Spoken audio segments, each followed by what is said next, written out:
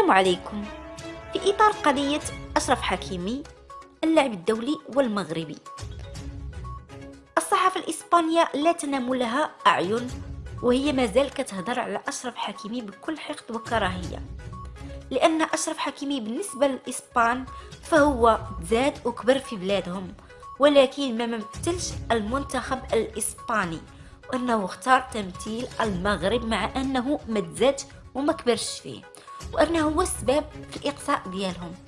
هذاك الشيء علاش الإسبان متحيزين وكيطبلوا لهذيك الفتاة اللي اتهمته بالاغتصاب،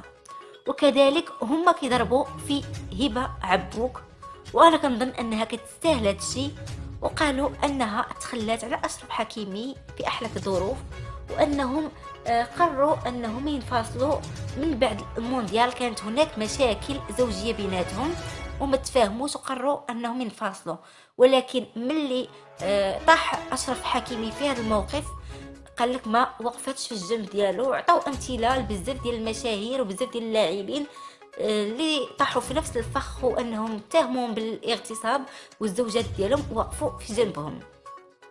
وقالوا ان هبه عبوك مازال كتنكر انها في اسبانيا، وانها كتقول انها مازال كتقضي العطله الصيفيه ديالها في دبي. ولكن الصحافة الإسبانية كيف ما قلت لكم لا تنام لها عين، واكتشفوا أن هبة عبوك دخلت لإسبانيا وأنها متنكرة، وهذه الصور حصرية على القناة. ها هي كتوضح هبة حاطة كاسكيطة وحاطة نظاظر على عينيها باش ما تبانش وما يعرفوهاش الناس، وأنها رجعت للمنزل ديالها القديم اللي كانت ساكنة فيه قبل من تزوج بأشرف حكيمي.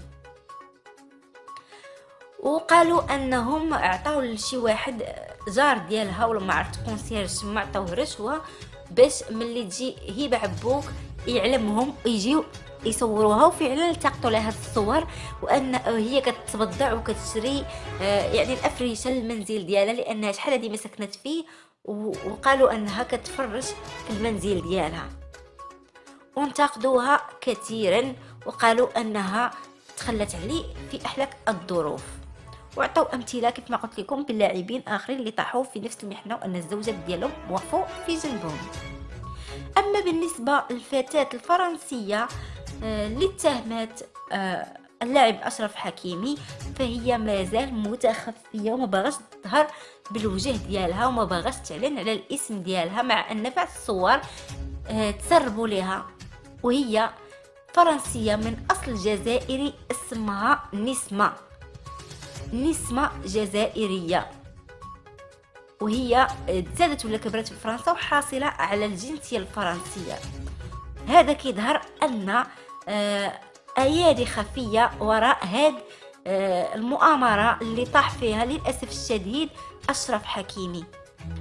وكنتمناو أنه يخرج من هذه المحنة سالم بإذن الله.